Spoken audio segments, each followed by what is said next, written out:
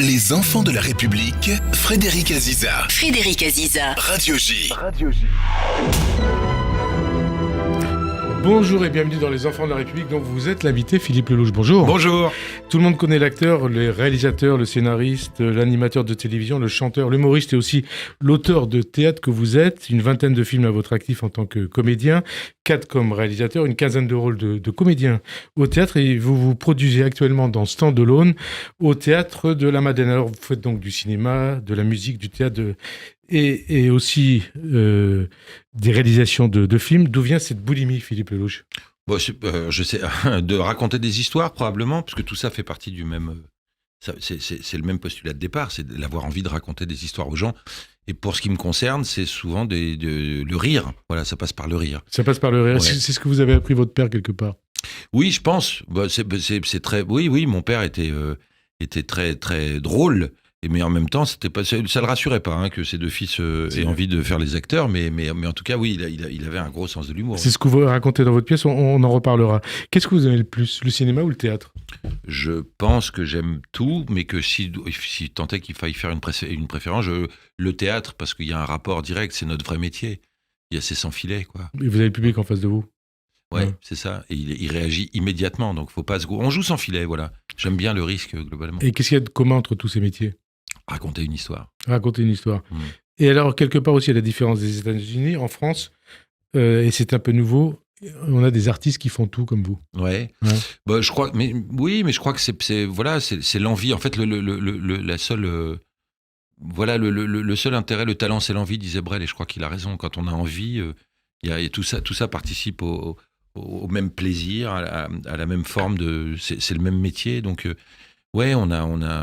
on est de plus en plus multitalents, mais les formations vont dans ce sens-là. Mais je pense qu'on sait tous faire à peu près ces trucs-là. Il faut oser, quoi. Il faut oser parce que d'ailleurs, vous n'avez pas commencé comme comédien, comme dans ce métier. Non, vous avez commencé comme journaliste. Bah voilà, on raconte. Pareil, c'est le même métier, on raconte. Et ça a été quoi le déclic ? Et je vous ai interrompu. Non, je vous en prie. Non, je disais, on fait le même métier. Vous êtes dans le factuel. Quand on est journaliste, on est dans le factuel. Ouais. Mais il y a ce désir de raconter aux gens. Et puis moi, j'avais envie de sortir peut-être du factuel pour laisser libre cours à l'imagination et être un peu plus drôle que l'information générale. L'information, c'est rarement drôle. C'est rarement drôle. Ouais. Hein. Et alors, c'est aussi peut-être je ne sais pas si je vous pose la question, c'est cette volonté peut-être de vous mettre en avant ou pas ? Oui, sûrement. Il y a forcément un ego surdimensionné derrière tout ça, il ne faut pas se leurrer. Oui, il y a une névrose quelque part, oui. Et c'est magique d'avoir le public en face de soi ? Ouais, c'est magique. C'est magique parce Comme en ce moment au Théâtre de la Madeleine ? Ouais, c'est magique. Mais il vous envoie quelque chose d'incroyable. Il y a un rapport énergétique presque. Ils vous transmettent quelque chose. Et c'est évident. Et on le reçoit. Et du coup, on envoie. Il y a des choses... Par exemple, c'est très étonnant de constater que quand on a un petit bobo quelque part, on ne l'a plus le temps de la représentation. C'est vrai ? Ouais. Hein ? Il y a quelque chose de magique sur ça. Et le texte, vous le gardez en tête ? Oui, souvent, oui. C'est le b.a.-ba du métier. Mais souvent, c'est marrant parce que on pense que ce qu'il y a de plus dur dans notre métier, c'est d'apprendre. Ouais. Non, c'est ce qu'il y a de plus facile. Et alors, c'est quoi le plus difficile ? C'est d'avoir l'air de l'inventer tous les soirs. Voilà, ça, c'est le plus difficile. Mais sinon, non, tout est fait pour qu'on s'en souvienne. Les mouvements accompagnent les mots accompagnent les mouvements. Donc, à force de répéter, souvent, on se retrouve très vite avec le texte en tête, quoi. Alors, c'est un autre texte. Vous avez mis en scène notamment Matt Pokora, Estelle Lefébure, Gad Elmaleh. C'est plus facile de jouer ou de mettre en scène ? Ah, c'est pas pareil. C'est formidable de mettre en scène. C'est-à-dire d'aller chercher chez l'acteur ou l'actrice ce qui va chez elle ou chez lui rendre le personnage crédible. Voilà. Donc c'est d'aller. Et avec ces trois-là, ça a été facile. Ouais, ça a été formidable. Formidable. Pour ce qui concerne les trois, on a l'habitude de la scène. Estelle, elle était l'habitude des podiums. Enfin, il y a quand même une représentation de soi. Donc c'était formidable. C'est des artistes aguerris, tout ça. Donc c'est un boulot plus facile. Boulot plus facile. Et alors, il y a aussi le théâtre dans lequel vous jouez en ce moment. Ouais. Le théâtre de la Madeleine qui fut celui de Sacha Guitry. Ouais. Un théâtre fétiche pour vous ? Ouais, définitivement. D'abord, c'est probablement le théâtre dans lequel j'ai le plus joué par la force des choses, parce que j'ai la direction artistique de ce théâtre depuis maintenant presque 10 ans. Et parce que, Sacha Guitry, grand maître s'il en est, Voilà, et de jouer, de se dire, tiens, la loge est quasiment dans l'état où il l'a laissée. C'est toujours fabuleux. Moi, on dit que les théâtres sont habités, je le crois volontiers, en tout cas. Il est toujours habité par Sacha Guitry. Ouais, je pense. Quand vous rentrez sur scène. C'est un théâtre qui est fait pour être... Moi, j'ai une grande admiration pour le théâtre dit populaire. On oublie aujourd'hui que Sacha Guitry est un auteur populaire. Populaire est devenu un mot grossier avec le temps. Mais c'est formidable. Le théâtre, c'est fait pour être populaire. On a envie de voir des sièges pleins au théâtre. Donc, voilà. Et quand vous vous présentez, la salle est pleine. Pourvu que ça dure, oui. J'ai cette chance-là en ce moment. Jusqu'au 26 mai. Vous aimez faire rire, et pourtant, comme vous l'avez déjà dit, on a trop tendance à dire que le rire, c'est vulgaire. Oui, c'est ça. Il y a un côté... c'est jamais représentatif, le rire. Mais ça a toujours été, Il y avait quelque chose il y a quelque chose de comme si c'était facile. Il y a rien de plus difficile que d'écrire une comédie. C'est un enfer de faire rire les gens. C'est un boulot dingue. C'est à la virgule près, au temps près, au mot près, etc. Et il y a depuis toujours un mépris des théâtreux pour le rire. Mais c'est souvent ceux qui font rire qui restent. Quand même, faut se poser. C'est la bonne question à se poser. De Funès en son temps. A été haï par le métier. Et aujourd'hui, il y a des musées. Vous voyez ce que je veux dire ? Fernandel, pareil, etc. Et Bourvil. Et malgré tout, on se souvient très peu d'acteurs de la génération de Bourvil, à part lui. Vous voyez, donc moi, je trouve ça, au contraire, très, très noble de faire rire les gens. C'est notre boulot de les faire sortir. Et pourtant, les Molières, les Césars... Oui, alors j'ai pas regardé hier. C'est mon grand tort. Je crois qu'hier, c'était pas mal. C'était mieux, en tout cas. Mais oui, c'est souvent la consécration de l'entre-soi. Mais vous en pensez quoi de ces cérémonies ? Je suis pas fan, moi. De toute façon, quand on récompense le meilleur de quoi ? Je sais pas. C'est celui qui a le mieux joué cette année ou celui. C'est très difficile. Maintenant, avoir une caresse du métier, c'est jamais désagréable. Ouais, c'est ça. Voilà, ça vous manque ou pas ? Non, pas du tout. Je m'en fous. Ce qui est important, c'est le public, de toute façon. Naturellement. C'est son public. Si tant est qu'il y ait son public, moi, le public, il peut changer, il peut s'agrandir, ça peut ouvrir. C'est un métier de remise en cause permanente. Donc, quand ils sont là, quand ils sont dans la salle, c'est le plus beau cadeau du ciel. Alors, vous aimez aussi chanter, ouais. Philippe Lelouch. C'est quelque part, je crois, même une passion chez vous. Ouais, c'est vrai, j'adore ça. Moi, j'adore chanter. Je ne sais pas si je le chante bien, c'est gentil de me le dire, mais en tout cas, j'aime ça. Mais pareil, ça participe à la même chose, c'est-à-dire que c'est raconter. Alors là, on raconte en chantant. Et là, vous racontez Aznavour. Oui, alors oui, il y a une. Je parle d'Aznavour et de Leluron. Ouais. Voilà, Leluron, oui. Vous rendez hommage à Leluron. Ouais. Et vous chantez Aznavour en lui rendant hommage. Oui, absolument. Parce que d'abord, j'adore cette période-là. Voilà, moi, je suis un grand fondu de variété. J'écoute que de la variété française quasiment, parce que j'adore les textes. Donc voilà, et Aznavour avait cet art qu'ont d'autres. On peut parler de Souchon, Trenet, etc. Mais enfin, en l'occurrence, Aznavour, là, on est sur ce sujet-là. C'est quand même fou de pouvoir écrire une histoire en 3 minutes. Voilà, moi, c'est ça que je trouve absolument. C'est des courts-métrages, les chansons. Ouais. Voilà. Et souvent, si vous remarquez bien, Frédéric, d'ailleurs, dès la première phrase de la chanson, on sait de quoi ça va parler. Et alors, cette chanson que vous chantez d'Aznavour, elle arrive à la fin du spectacle. C'est sympa de me griller la fin de mon spectacle comme ça. Non, mais les gens ne savent pas ce que c'est. Non, bien sûr, bien sûr. Non, mais à la fin, je chante une chanson. Vous chantez, et c'est compliqué d'être sur scène depuis un peu plus d'1 heure et d'emblée et de chanter comme ça. Non, c'est pas compliqué. Oui, c'était un risque au départ, mais c'est un hommage. C'est quelque chose. De toute façon, je vais vous dire, il y a quelque chose, vous l'avez dit tout à l'heure, de terriblement égotique, de penser que des gens vont payer pour venir vous voir tout seul sur scène. Donc, tant qu'à faire, autant leur donner le maximum de ce que vous avez envie de leur donner. Et il y a un truc qui trompe, à mon avis, jamais dans notre métier, c'est les gens sont tous sauf crétins et ils sentent si c'est fake ou si c'est vrai. Si vous avez vraiment envie de faire quelque chose et que vous le faites, c'est rare que les gens vous en veuillent. C'est quand on sent que c'est truqué, qu'en général, ça passe pas. Voilà, moi, j'ai envie de donner tout ça et ça faisait partie de ce que j'avais envie de donner. Il y a des auteurs... D'ailleurs, vous l'avez connu, Aznavour ? Oui, un peu. Ouais, il m'a fait le bonheur de venir voir une de mes pièces. Un jour, ouais. Et quel souvenir vous avez de lui ?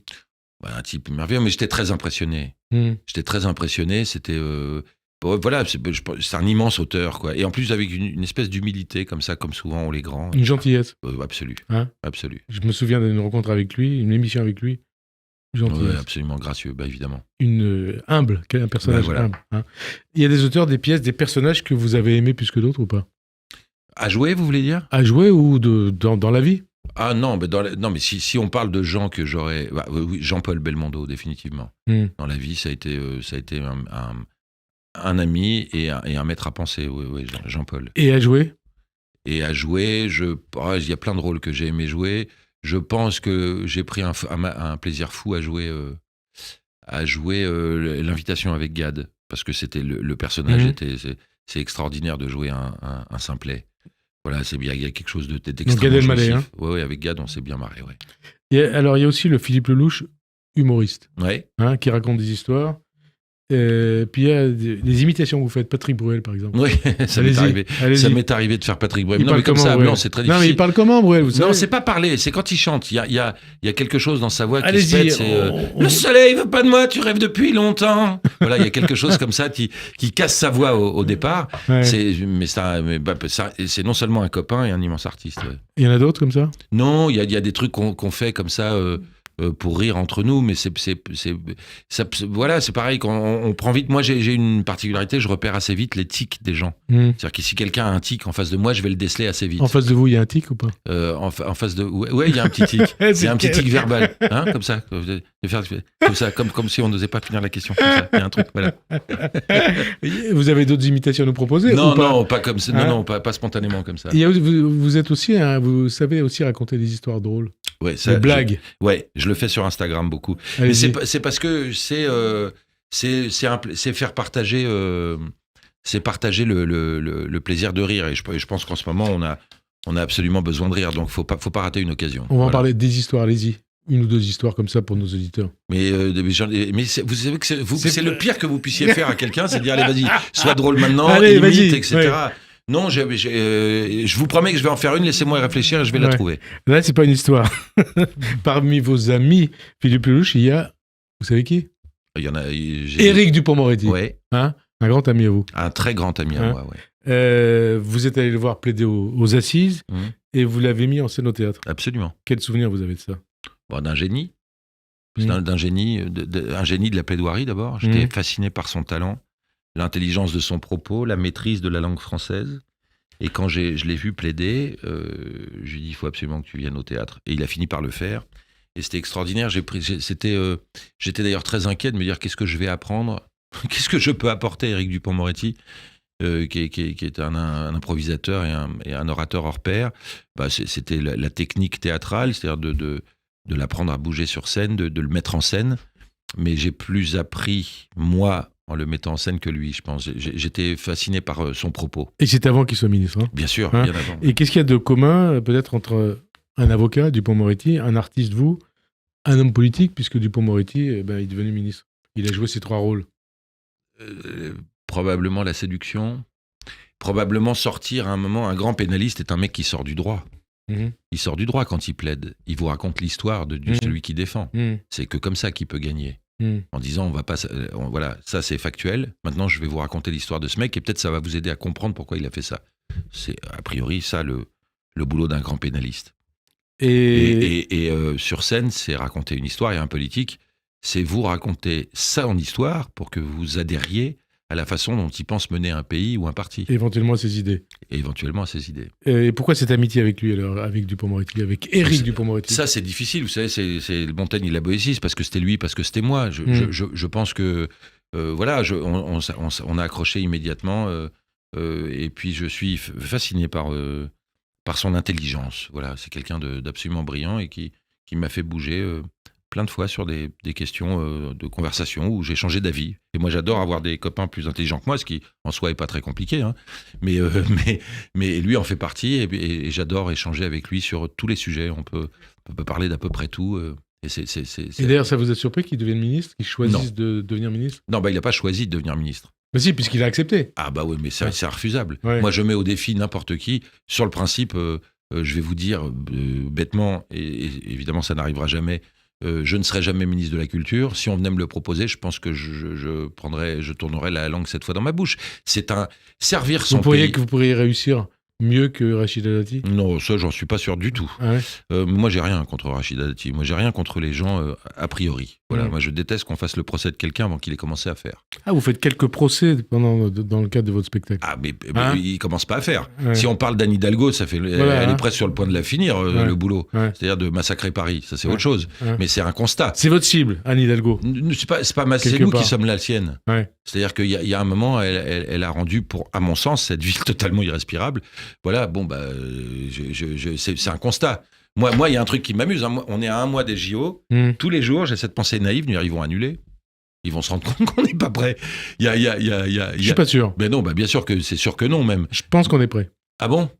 Ah ouais ? Vous allez aller vous baigner dans la Seine, alors, Frédéric ? Pas forcément, mais je pense qu'on est prêt. Ouais, a priori, même pour la Seine. Ouais. Et pour la Marne. Non, moi, mais après, peut-être que j'ai vieilli, voilà, c'est possible, mais je reconnais plus le Paris que j'ai tant aimé. Voilà. Dupond-Moretti, quand même, une précision. Vous avez pris sa défense, c'était il y a 2 ans. Vous vous souvenez ? C'était sa défense sur Twitter, c'était 2022, après les attaques dont elle avait fait l'objet par l'islamo-complotiste Hicham Hamza. Bah oui. Racontez-nous. Non, rien, je sais même plus pourquoi c'était. Mais de toute façon, il y a un principe, Frédéric, on défend ses amis. Parce qu'il avait Hicham Hamza avait dénoncé excusez-moi, c'est Éric Dupond-Moretti qui avait dénoncé la résolution de la NUPES assimilant Israël à l'apartheid. Et donc, vous avez dit, il avait été attaqué par Hicham Hamza et vous avez défendu votre ami. Ah à tous les égards. D'abord parce que c'est mon ami, j'ai pour principe de défendre ma famille et mes amis, c'est le principe. Et deuxièmement, là, en l'occurrence, j'avais raison de le faire. Ouais, les mots ont un sens. Apartheid, ça veut dire quelque chose. C'est pas un mot qu'on peut utiliser comme ça. Voilà. Et quand on qualifie Israël d'État apartheid, c'est une méconnaissance du mot, en premier lieu, et évidemment, naturellement, de la situation israélienne. Il n'y a jamais eu d'apartheid. Alors Israël, justement, retour sur votre parcours, Philippe Lelouch. Vous êtes né en Israël en 1966. Un an après Yvan Attal, qui était l'invité de cette émission il y a 15 jours. Et pourtant, on va parler d'Israël après, mais d'abord votre parcours. C'était pas fréquent pour un juif d'Algérie comme votre père de choisir Israël après 62.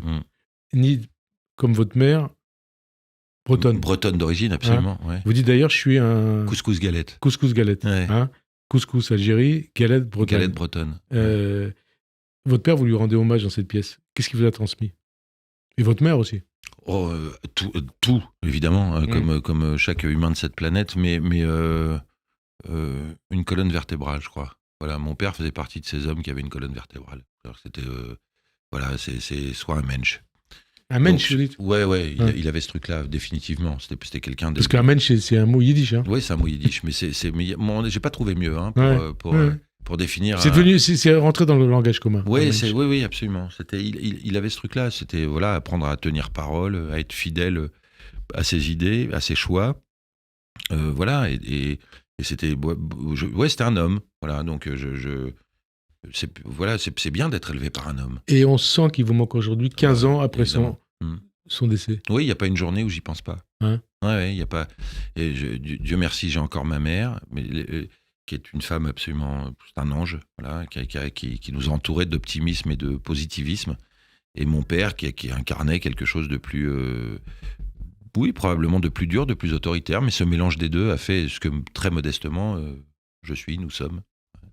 Et alors, vous dites aussi, est-ce que c'est vrai, je ne sais pas, qu'il s'amusait à repérer les non-juifs dans les génériques du film. C'était sa passion. C'est vrai ? Qu'est-ce qu'il disait ? Bansar, il dit Bansar, il est de chez nous. Bansar, c'est Ben Saïd avant, c'était. Voilà, ça, je l'entends encore. C'était sa fierté. C'est-à-dire, il regardait un film, il disait celui-là, il est de chez nous, celui-là, il est de chez nous, celui-là, il est de chez nous. Il y avait quelque chose d'extraordinaire. Et qu'est-ce qu'elle disait, votre mère ? Rien. Elle était comme nous, témoin de ce truc-là. Ah bon, Bansar, oui, Bansar, c'est Ben Saïd. Voilà, c'était des trucs c'était sa fierté, la fierté juive. L'héritage pied noir, l'héritage juif algérien, ça compte toujours pour vous ou pas ? C'est évidemment mon histoire et ma culture, en tout cas tout ou partie. Oui, bien sûr que ça compte énormément. C'est la raison pour laquelle il y a des sujets comme ça sur lesquels je suis extrêmement intransigeant. Oui. Oui. Les racines pieds noirs, séfarades, c'est quoi pour vous ? C'est compliqué. Et après, on parlera du côté galette. Ouais, non, mais les Algériens, d'ailleurs, ça se retrouve chez nos cousins musulmans. Il y a quelque chose de têtu. C'est des têtus, les Algériens. C'est un truc, tu leur dis, ils sont dans une maison en ruine. Des têtus ou des chiants ? Non, têtu beaucoup. Tu leur dis, le toit va s'écrouler, fais attention. Non, ça s'écroulera pas. C'est dur comme du bois. Maintenant, il y a une générosité absolue, il y a un partage, il y a tous les jolis côtés de l'Orient. Voilà, C'est quoi? C'est la indéniable. bouffe, Mais l'accueil, l'accueil, la générosité, la joie de vivre, le rire, ouais, le rire, les fêtes, voilà, les fêtes, l'esprit de famille, voilà, tout ça. hein, tout ça. Bah, vous le savez. Et du côté de votre mère? Et du côté de ma mère, il y a plein de choses merveilleuses, l'écoute, l'attention, la diplomatie, qui est pas franchement la caractéristique des pieds noirs, hein, la diplomatie, tu vois. Les papas de ma génération, par exemple, Françoise Dolto, ils étaient passés au trave. Hein. La peur de traumatiser les enfants, c'est pas un truc, c'est ce que je raconte sur scène, c'était pas un truc qui les obsédait, quoi. Ouais. Voilà, il y avait. Et bon, heureusement, il y avait le côté maternel qui venait un peu arranger parfois tout ça. Voilà, mais j'ai eu une enfance merveilleuse, Frédéric, donc c'est difficile de définir à quel point on aime ses parents. Moi, j'aime profondément mes parents et tout ce qu'ils ont fait, de bien ou de mal, à participer à la construction de ce qu'on est. Vous êtes croyant ou pas? Oui. Vous croyez en Dieu? Oui, Dieu, c'est quoi pour vous? mon meilleur ami. Vous Voilà. faites la prière? À ma façon. Je Ouais. suis pas un juif loin de là même parfait. Il y a plein de choses que je ne fais pas. Tout est relatif, hein, parfait, pas parfait. Non, mais Ouais. il y a cette conscience un peu amusante. D'abord, j'espère que Dieu a beaucoup d'humour, mais ça, j'en suis sûr. Et que il me pardonnera tous mes petits péchés pas graves. Voilà, que je m'en expliquerai avec lui. Voilà, il y a comme si j'avais je pense qu'on devrait tous avoir cette pensée-là, un rapport privilégié. Il nous connaît bien. Voilà, et il y a des choses qui, voilà, essayer de se comporter à peu près bien dans sa vie d'homme, c'est à mon sens, et peut-être j'ai tort, c'est plus important que d'aller tous les matins à la synagogue, voilà. Mais Et est-ce que c'est un plus, Philippe Lelouch, c'est Nicolas Sarkozy qui avait dit ça de lui, un Français au sang mêlé? oui, mais je crois que toutes les mixités ont un avantage, c'est-à-dire qu'on connaît les défauts et les qualités de chaque partie. Oui, il y a quelque chose il y a d'abord quelque chose qui vous oblige à la recherche de soi. Qui je suis au milieu de ça. Et ça, bah, chacun fait ça oblige. Hein. Il y a quelque chose de pas imposé. Donc, quand on va chercher, alors ça devient plus intéressant. On s'intéresse vraiment. On se dit, on n'applique pas à la lettre tout ce on dit. Bon, bah, c'est ancestral. Je vais appliquer ça. Non, on va chercher. Peut-être c'est un avantage. C'est ce que vous avez fait en 2008 quand vous avez publié au Cherche Midi. J'en ai marre d'être juif. J'ai envie d'arrêter. Ouais, Vous absolument. êtes allé chercher? Ouais, je suis allé chercher. Hein? Qu'est-ce que vous avez cherché? Qu'est-ce que vous avez trouvé? J'ai cherché et j'ai rien trouvé. Ah bon? Oui, c'est-à-dire que j'ai trouvé... ce livre était pour moi une façon amusante d'essayer de taper, de buter tous les préjugés antisémites. Voilà. Et en fait, je me suis rendu compte que je n'y arrivais pas, mais d'un côté comme de l'autre. Il y a des mecs, il y a des juifs qui m'ont écrit en premier degré absolu, vous comprendrez à quel point ça pouvait me révolter. Eh ben, si t'as honte d'être juif, t'as qu'à pas l'être, et puis de toute façon, tu l'es pas, ta mère est bretonne. Donc ils n'ont pas d'humour. Et en plus, ils sont racistes. Et voilà. Hein? Et de l'autre côté, d'autres gens qui m'ont dit, de toute façon, c'est bien que t'es un sioniste, ton bouquin nous fera pas nous C'est terrible de endormir. se sentir exclu d'un côté et de l'autre. Ouais, mais c'est fort, mais ça rend fort.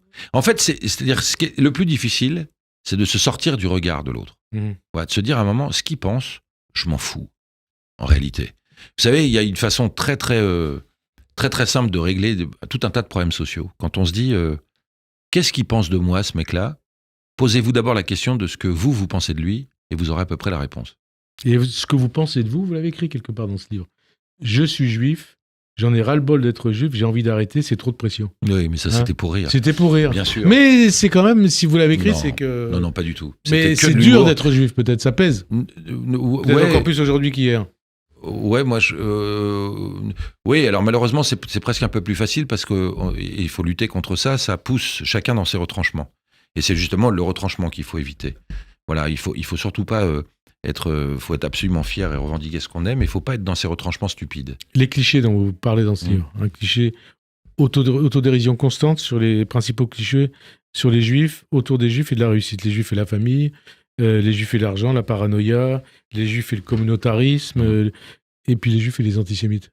De tout ça, qu'est-ce que vous dites? Bah, de tout ça, je dis, c'est l'histoire des juifs. Et puis c'est un peu Philippe Lelouch, tout ça. C'est un peu Philippe Lelouch, et c'est le devoir absolu d'expliquer. On n'a pas le droit de s'impatienter, nous. On n'a pas le droit. Et la famille? Il faut expliquer. Ah bah la famille, c'est essentiel, mais ça devrait être, c'est essentiel pour tout le monde. Ça devrait. Même celui qu'on aimait le moins avait dit travail, famille, patrie. Mais il y avait famille en deuxième position. La famille, c'est essentiel, toujours. Et vous parlez dans votre pièce, de votre petit frère, vous dites. Ouais. Bah oui, c'est mon Gilles. petit frère. Hein? Ouais. Ce sera toujours mon petit frère. Il y a une rivalité entre vous ou pas? Ah, pas du tout. Mon Dieu, heureusement, Dieu nous a préservés de ça. Non, il n'y a absolument pas aucune rivalité, elle n'a jamais eu lieu. Et je ne peux pas vous dire, il me faudrait des heures et des heures d'émission pour vous dire à quel point je suis fier de lui. Et votre père était fier de vous? J'espère. Il a eu l'âge. Heureusement, on l'a perdu il n'y a que 15 ans. Ça lui a laissé le temps de voir que, modestement, hein, mon frère et moi, on a réussi à faire 2-3 trucs dans ce métier. Ça, c'est heureusement, il a vu ça. Mais oui, je pense que après la phase de panique qu'il a eu de voir ses fils vouloir devenir saltimbanques, il y a eu une petite, un petit contentement. Et alors, est-ce que c'est pesant d'être vu comme juif par les autres? Mais non, pas du tout. Pourquoi ce serait pesant? Non, mais c'est une question. Non, il y a rien de pesant à être vu comme un juif. On est juif. C'est quoi le... C'est comme si on disait à un noir, est-ce que c'est gênant d'être vu comme un noir? Il est noir. Non, il y a pas de... Non, c'est vous pas savez pesant. pourquoi je vous parle de ça? Vous êtes né en Israël, est-ce que vous êtes fier d'être français né en Israël? Je suis... J'avais pas... Non, j'ai pas une fierté particulière. Alors, ce serait... Est-ce que vous avez gardé des liens avec Israël? Maintenant, oui, j'en avais très peu. Depuis le 7 octobre, je suis allé. Évidemment, j'ai gardé des liens, mais il y a sûrement un lien invisible. Je peux pas le nier, mais on peut pas être fier de l'endroit où on est né. C'est le hasard de la vie. C'est Dieu d'être fier qui l'a de ce choisi. pays, de ce pays. Ah non, bien sûr. Hein? D'être fier d'une nation, bien sûr. Moi j'ai toujours dit que j'étais sioniste. Le sionisme, c'est reconnaître le droit, parce que là encore, les mots aujourd'hui échappent à toutes les définitions. C'est reconnaître le droit au peuple juif d'avoir un pays. Bon, en ce sens-là, je suis 1000% sioniste. Il n'y a même pas de discussion. Et donc, anti-sioniste n'est pas une insulte. Voilà, et puis il faut dire aux gens qui nous écoutent, ou qui ne nous écoutent pas, considérer que les Juifs ont le droit d'avoir un pays, c'est pas pour ça que ils défendent la politique du gouvernement israélien. Bien sûr, ça n'a rien à voir. Ça n'a rien à voir. Mais aujourd'hui, le problème, c'est qu'il faut échanger avec comment dirais-je, avec un minimum de culture et un minimum de connaissance des mots. Voilà. À partir, on peut avoir tous les débats du monde. C'est très important même de débattre. C'est ce qui a fait notre culture en particulier. Mais il faut débattre de bonne foi. Et comme disait Churchill, contre la mauvaise foi, la bonne foi ne sert à rien. Aujourd'hui, il faut remettre l'église au milieu du village, pour prendre une expression bien française, et c'est dire, utilisons les bons mots et après on discute. Sioniste, ça ne veut pas dire je défends absolument la politique israélienne. Non, ça veut dire je reconnais au peuple juif le droit d'avoir un pays qui est celui-là, depuis la nuit des temps. Voilà, ça, ça part de là. Après, discuter quand, comment, etc. Voilà, quand j'entends parler aujourd'hui que Israël existe depuis 1947, c'est à pleurer de rire, ou de tristesse. Mais on ne doit pas se décourager, on ne doit pas dire « puis merde ». Non, on doit expliquer. Non. C'est depuis la nuit des temps. Voilà, Israël, les catholiques le savent bien, et quand ils s'apprêtent à fêter Noël, ils s'apprêtent à fêter la naissance du Christ, qui est né où? Bon, donc on est loin de 1947. Donc c'est à chaque fois reprendre ça, c'est de dire, c'est la volonté de beaucoup de juifs, si ce n'est pas tous les juifs, et l'immense majorité des Israéliens, de vouloir 2 États, voilà. Et ceux qui les ont refusés jusqu'à présent, ce ne sont pas les juifs. Voilà. Et ils n'ont pas mis des conditions drastiques exprès pour que les Palestiniens ou les pays arabes autour refusent un État palestinien. Non, vous dites qu'il faut 2 États. Mais évidemment qu'il faut 2 États. C'est la logique. Mais tout le monde veut ça. Il faut 2 États. Depuis 47. Mais bien avant 47, c'était une volonté. 47, c'était le partage. Et puis... Il y a eu pile avant. Il y a eu 5 tentatives, si ma mémoire est bonne. 5 tentatives refusées. Qu'est-ce que vous ressentez quand vous êtes en Israël? Je ressens l'envie que le monde entier voit ce que je vois avec mes yeux. Voilà. Moi, je prêche. J'ai la chance ils m'ont fait cet honneur d'être le parrain du Keren HaYesod. Et je leur ai dit, et je le maintiens, que c'est formidable que tous les juifs du monde aillent voir ce qui s'est passé depuis le 7 octobre en Israël et ce qui s'y passe. Mais c'est un peu prêcher des convaincus. Voilà. Donc moi, je suis pour l'ouverture absolue à plein de gens de toutes les religions et de toutes les races à venir voir, constater de leurs yeux qu'Israël n'est pas un État d'apartheid et qu'il n'y a pas de génocide en cours. Le génocide, c'est un mot extrêmement grave. Mais là encore, c'est une volonté de certains, très très bien ficelée, très très intelligente, d'enlever ce statut de peuple génocidaire aux Juifs qui avaient jusque-là ce triste piédestal. Voilà. Et de reprendre cette expression contre le peuple juif, c'est une organisation intellectuelle extrêmement brillante. Voilà, contre laquelle il faut dire, vous avez le droit de le dire, mais c'est faux. Voilà, et expliquer pourquoi c'est faux. Un génocide, c'est une volonté industrielle de tuer et d'éliminer un peuple. Si on prend juste les chiffres, entre 1981 et aujourd'hui, la population palestinienne est montée de 30%.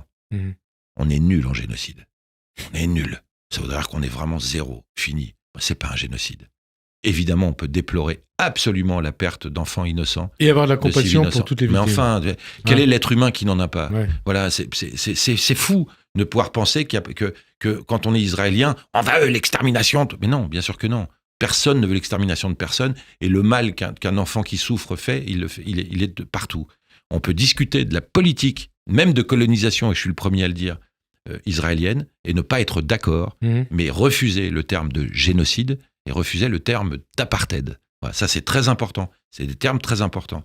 Et j'en appelle à notre intelligence collective à ne pas fustiger les 200 mômes qui sont à Sciences Po ou qui sont dans les lycées. Paul Valéry disait qu'il n'est pas révolutionnaire à 20 ans finira vieux con. N'oublions pas qu'à 20 ans, on peut penser de travers. C'est même presque un devoir. Et qu'est-ce qu'on pense après ?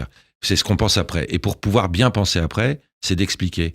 Donc, il faut arrêter de paniquer parce qu'il y a 200 mômes qui, ça part d'une. Ils sont pas tous. Il y a dans le lot des salauds. Ça part d'un bon sentiment. Mais évidemment que ça part d'un bon sentiment. Sur vous. Vous sentez plus juif depuis le 7 octobre ou pas ? Plus israélien ? Parce que vous êtes franco-israélien quelque part. Non, je me sens. En fait, c'est très marrant ce que vous me dites, Frédéric, parce que je ne sais plus quel grand écrivain avait dit après la Seconde Guerre mondiale, avait dit avant la guerre, je disais je suis français et juif, et maintenant je suis obligé de dire je suis juif et français. Moi, je continue de dire je suis français et juif, très fier des deux, voilà, et que ça changera pas. Voilà, ça changera pas. Il y a pas, je me sens pas plus ou moins. En revanche, je viens contredire quand je sens que je suis attaqué injustement, et quand on attaque les juifs dans leur majorité, on m'attaque donc moi. Je viens à la défense, mais c'est assez logique. Dans votre pièce, une partie, c'est le ressenti. Ouais. Ressenti. C'est quoi votre ressenti depuis le 7 octobre ? Même si vous en avez un peu parlé jusqu'à présent. Il faut continuer à être... faut pas s'énerver. Il faut continuer à parler, à expliquer. Le ressenti, il faut pas se laisser avoir par des gens très organisés, on le disait à la fois, qu'il ne faut pas prendre pour des cons, qui font penser qu'une immense majorité de gens sont d'accord avec eux. C'est très bien foutu, mais ça s'appelle de la publicité. De la mauvaise publicité, ça s'appelle de la propagande. La propagande, j'allais vous dire. Voilà. Et la propagande, faut tout à fait se détendre avec ça et se dire non, les gens ne sont pas totalement idiots, ils comprennent, ils savent faire la différence, et ne pas se laisser inquiéter parce que l'envahissement des réseaux sociaux fait qu'on se dit putain, mais tout le monde est contre nous. Non, je le sais par essence. Le ressenti que vous avez, c'est le même que... Vous pensez que les Français, ils le partagent ? Oui, mais moi, je vais vous dire, il y a un truc qui ils le partagent en majorité ? Oui, mais il y a un truc dont je peux témoigner et aider ceux qui nous écoutent peut-être à comprendre. Il arrive parfois qu'il y ait des bad buzz, pour une raison, pour une autre, une phrase sortie de son contexte, etc. Ça dure 48 heures. Pendant 48 heures, vous allez vous faire insulter sur un... Et pendant ces 48 heures-là, les premières fois, on se dit, mon Dieu, putain, là... Mais non, c'est 200 mecs. 48 heures après, ils seront passés sur... La mouche aura changé de coche. Voilà, donc ils s'organisent. Des fois, un seul et même mec qui a 10 comptes, donc il vous donne l'impression, voilà, donc ça va vite. Voilà, faut pas se laisser avoir par ça. Il faut garder sa raison. C'est anxiogène, mais on n'est pas du tout, et je le dis aux gens qui nous écoutent, pas du tout en 1939. Ok ? Ni en 1933 ? Non plus. Le gouvernement était déjà complice. Là, le gouvernement n'est pas du tout complice. Faut raison garder. Il y a plein de déclarations. On parlait de Dupond-Moretti. Il a été extraordinaire quand il s'est adressé à Bompard à l'Assemblée nationale. Il a dit ce qu'il avait à dire. Gabriel Attal. Même Gabriel Attal. Voilà. Donc, faut se calmer. C'est pas, voilà. Et il faut pas réagir. Nous, on est un peu parano. On peut se le dire quand même. On a peur de ça. On surréagit parce qu'on est tellement habitué à ça qu'on se dit, oh mon Dieu, on est attaqué. BHL, il parle de solitude d'Israël. Vous la partagez, cette idée ? Pas tant que ça. Moi, je crois pas qu'Israël soit... Et puis, même si c'était le cas, c'est pas le nombre qui fait la qualité. Il y a un moment où il faut... Et c'est notre devoir. c'est d'expliquer. Voilà. d'expliquer. J'avais une question personnelle à vous poser. Je vous en prie. Si votre père était là aujourd'hui, qu'est-ce qu'il dirait? Comment Quoi réagirait de ce qui se passe? Ah, je pense qu'il comprendrait rien, mon père. Je pense que mon père avait cette double culture, lui aussi. Mon père, il parlait l'arabe couramment. Il a vécu jusqu'à 30 et quelques années en Algérie. Et lui me disait, et ça me reste en tête, Philippe, si on touche un juif, on touche un arabe. Si on touche un arabe, on touche un juif. Donc là, il ne comprendrait pas. Mais je pense que, et c'est en cela aussi qu'il faut raison garder, qu'il y a tout un tas de musulmans en France qui ne comprennent pas. Ne tombons pas dans cette espèce de clanisation dans laquelle on essaye de nous mettre. Jamais. Il y a que Dieu bénisse, il y a plein de gens de toutes les religions qui sont des justes. Voilà, donc faut surtout pas tomber dans le piège de la LFI qui voudrait monter les gens contre les uns contre les autres. Vous savez, il y a un truc magnifique avec Rima Hassan, c'est qu'elle est jolie. Ça fait passer plein de trucs. Son cerveau est malade, mais elle est jolie. Vous pourriez la faire jouer dans une pièce? Ah bah, ce serait compliqué, mais donc Rima Hassan, candidate sur la liste LFI. Oui, qui qui présente n'est pas bien. franco-palestinienne, mais franco-syrienne, puisqu'elle est née en Syrie. Oui, mais et donc qui a fait en sorte, qui a contribué au fait que Gaza soit au centre et la Palestine au centre de la campagne. Oui, c'est quand même fou de penser que... Donc LFI considère que le principal problème, qui est censé représenter la gauche, est en train aujourd'hui de considérer que le problème des Français, c'est Gaza. C'est extraordinaire quand même. C'est-à-dire que je n'entends pas LFI s'exprimer sur autre chose que là-dessus. C'est-à-dire qu'il n'y a plus de Français qui souffrent, les Français vont très bien, le prolétariat français se porte excessivement bien, il n'y a pas de misère dans ce pays. La principale misère de ce pays, c'est ce qui se passe à Gaza. C'est LFI qui le dit en tout cas. Mais c'est extraordinaire. C'est-à-dire que là, est-ce que vous pensez réellement que tous les Français sont stupides au point de croire ça? Non. Voilà, donc ils ont pris une nana qui est très jolie et qui a un cerveau malade. Voilà, et qui aujourd'hui répand des fausses informations. Et comme il y a un wokisme contagieux qui envahit à peu près toutes les rédactions, on n'ose pas tellement la contredire. Et pourquoi vous dites Rima Hassan a un cerveau malade? Parce que on voit bien que, par exemple, si on est sensible aux choses au racisme, à l'apartheid, au génocide, on ne peut pas balayer d'un revers de la main ce qui se passe avec les Ouïghours. Sinon, c'est plus crédible. Il y a quelque chose qui ne va pas. On ne peut pas oublier le massacre des Palestiniens par Bachar el-Assad ou des Syriens. Et les Syriennes. Des Syriennes. Vous voyez, on ne peut pas. On ne peut pas négliger la volonté des femmes iraniennes de sortir de la tyrannie des mollahs. Et comment vous expliquez ça? Parce que vous dites Rima Hassan, cerveau malade. Mélenchon, c'est un cerveau malade? Oui, non, mais j'étais le premier à le dire. Mais comment vous le dites? Dites-moi. Moi, je l'ai dit. J'ai dit 2 jours, le 9 octobre ou le 10 octobre, je l'ai traité de pourriture antisémite. Vous le dites encore? Évidemment que je le dis encore. Comment vous le dites? Comme je viens de vous le dire, une pourriture antisémite. Mélenchon. Mais je vais vous dire, j'ai réagi comme ça vaut même pas ce mot-là. Il est ça, mais ça vaut pas ça. C'est-à-dire que on voit bien que le mec, il y a aucune espèce de ligne conductrice dans ses discours. Il y a un type qui a ressorti il n'y a pas très longtemps... ce qu'il disait en 2015. Sur les dommages collatéraux d'une guerre. Voilà, il y a toujours des civils qui sont... On voit bien que le mec surfe sur une espèce de... Il existe, voilà. Je pense qu'il existe. Il a un gros problème avec ça, lui. Il veut absolument occuper le terrain. Il l'occupe en ce moment, à mon avis, de manière beaucoup trop conséquente. On devrait beaucoup moins écouter ce que dit ce mec-là, mais comme il va de plus en plus loin dans la provocation, finalement... Il fait ce que faisait Jean-Marie Le Pen il y a 20 ans. Il sort des phrases qu'ils savent qu'ils vont être reprises partout pour exister. Ça a été le problème de Le Pen, c'est aujourd'hui le problème de Mélenchon. Le Pen, on se souvient de son point de détail.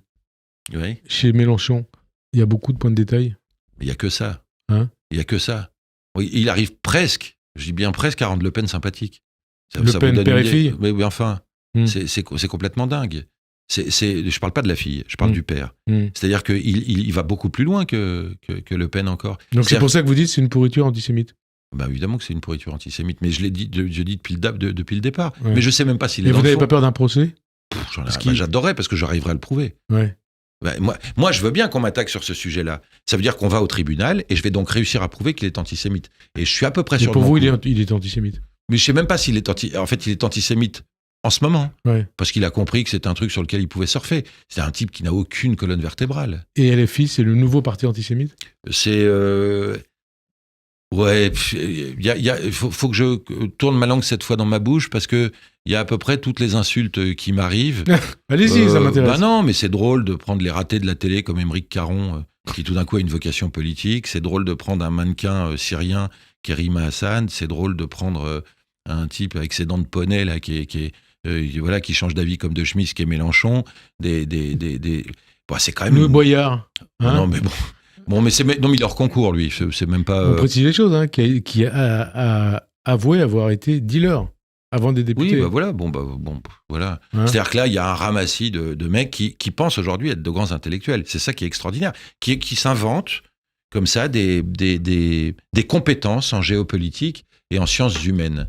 Voilà. Bon, bah à partir de ce moment-là, voilà, ces types-là. Mais c'est presque. Même moi, là, je m'en veux. C'est trop facile d'insulter ça. Ils sont très. En revanche, ils ont une grande qualité, c'est qu'ils sont très très doués en communication. Voilà.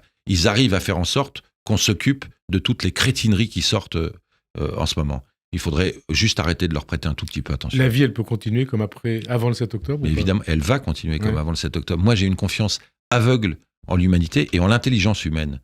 Voilà, je sais toujours que il peut y avoir des moments où on se trompe. Voilà la preuve. Et vous avez été punk, vous, ou New Wave à 15 ans, à 20 ans? Bon, il y en a eu plein. Moi, j'avais plein de copains qui avaient les cheveux en l'air, des Je crois qu'à mon époque, ça n'existait pas. Des hippies, voilà, on a vu comment. Bon, à 20 ans, on a tous les droits, et surtout celui de se tromper.